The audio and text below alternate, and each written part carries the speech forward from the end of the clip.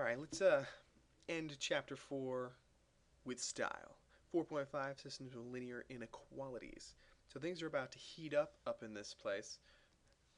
I'm not even going to try to sound cool. Alright, when we have linear inequalities, you basically have a system of linear equalities. You basically have the same thing as a system of linear equations. You have one equation, you got two equations, same variables, meaning the same things. The only difference is it's not a system of equations anymore because I have these inequality signs. We can solve them the exact same way.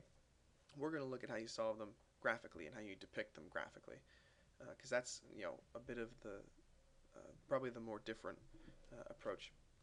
So just like the solution of a linear system is where the things intersect and where they both have a solution, the solution to linear inequalities is a coordinate point, x, y,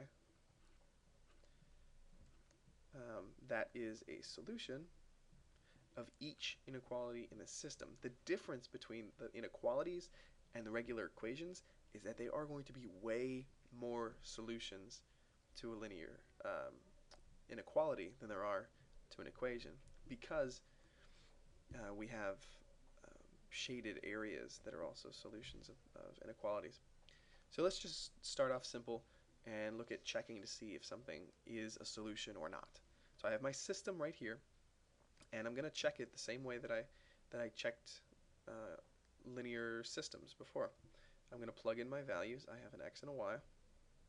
So I'm going to go y is 5, so 5 less than 2 times x, which is 3. And that's me just looking at this equation and filling in x and y. So is 5 less than 6? Yes, it is. It's a solution to this equation. Let's see if it's a solution to this one, and therefore a solution to the entire system. So I'm going to come right over here, and y is 5. Let's see if it's supposed to be greater than or equal to x, which is 3, plus 1. Is 5 greater than or equal to 4? Yes. So that is a solution to the entire system because it's a solution of both inequalities. Alright, now let's take a look at the second example. Still looking at the exact same system, but is this point a solution? Is 0 less than 2 times negative 2? That's just taking the first equation right there. 0 less than negative 4? Uh-oh, issue. Not a solution. If it's not a solution of either one, I don't even have to move on and check to see if it's a solution of that one, because I know it's not a solution of the first one. And therefore, it cannot be a solution of the whole system. Alright, now let's look at some of the more fun stuff, the graphing parts. Let's recall from when we were graphing linear inequalities that a greater than sign is going to show me a dotted line. A less than sign is also going to show me a dotted line. A greater than or equal to is going to show me a solid line. And a less than or equal to is also going to show me a solid line. Alright, so let's remember that when we go into graphing on the next page. Let's take a look at how we graph this linear system and where the solution of the system actually is. Let's graph the first line. Y is less than or equal to 3.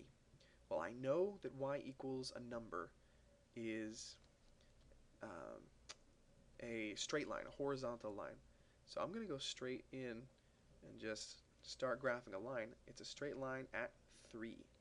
So I go up to y equals 3, I do a straight line across, and that is my equation. Y is less than or equal to 3. I just don't have my shading in there yet. So let's go back and let's do that.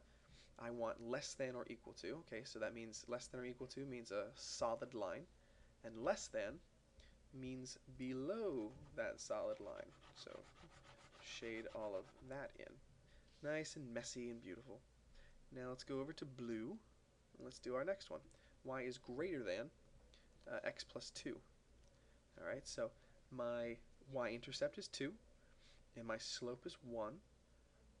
So my graph, oops, I don't want to do it in red again. Let's get some points on there anyway. Y-intercept, slope, good, good.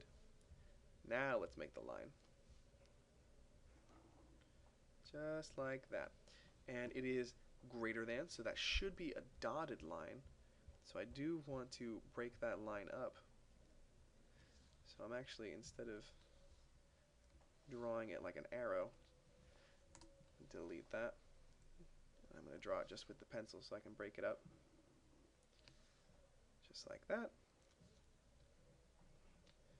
And break it up. Dotted line, and I want greater than, so I'm going to go and shade on top. Now, if I'm looking for a solution of a linear inequality, the solution part is going to be both places that are shaded with both colors. So that is all of this in here. It's being shaded by red, and it's also being shaded by blue. So the solution to my inequality right there is this whole section. Any point that's inside of this section, and this also continues on forever and ever and ever over here, any point in there is a solution of that linear inequality. And we can test a ton of points, and we can prove that if we want to. Now let's take a look at example 3. The first thing that I have to do is try and rewrite them. So over here, this one's going to look like y is less than negative 2x minus 1 when I rewrite it. And this one is going to look like y is greater than negative 2x plus 3. Now what's the first thing I notice about these two inequalities? They are parallel. They both have a slope of negative 2. They just have different y-intercepts. So let's take a look. One of them is going to have y-intercept of 3, slope of up 2 over 1, up over 1 in the negative direction. And the next one's going to have a y-intercept of negative 1, still with the same slope. So when I go to graph them, they are both, one is less than, one is greater than, so they're going to be dotted lines. So I'm going to put dotted lines through them, going, going, going, going, going. And a dotted line through this one, going, going, going, going, going, going, going. Now let's talk about shading. On this one, right down here, it's supposed to be greater than. So I'm going to shade above, above, above, above, above. And for this one, we're supposed to be doing less than. So I'm going to shade below, below, below, below, below, below. Now, where is the solution? The solution is where the two shaded regions overlap. Issue, they never overlap. And so this is an example of when we have a system of linear inequalities where there is zero solution. It's a lot like a system of linear equations where there's no solution, right? The whole idea of parallel lines that never intersect. But in this case, we also have to look at the shading. The shading will never intersect. Now let's look at one more example. And in this example, we're actually writing the equations for the linear inequality. So let's take a look at this line first. We have a y-intercept of 0 and a slope of what looks like 1. So I know that equation should be pretty easy. Y equals 1x plus 0. And this one right here, it's a horizontal line, so that's easy too. Y equals, and I just have to look at where the horizontal line is. Negative 2. Now, I don't want equal signs, I want inequalities. So let's figure out what's going on there. On the first one, I'm shading below, and it's a dotted line. So that tells me that I want y values that are less than and not equal to, because it's a dotted line. And on this one, I have a solid line, and I'm shading above. So that means that I want values greater than or equal to.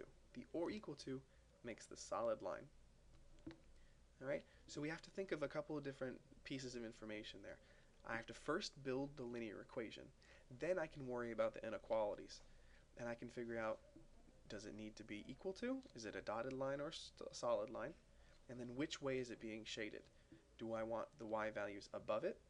Am I shading above? In which case I want greater. Do I want the y values below? Then I want less than. Alright, that's pretty much it for today. We finished chapter 4. Congratulations. Let's do the problems that we have assigned and come into class ready to go.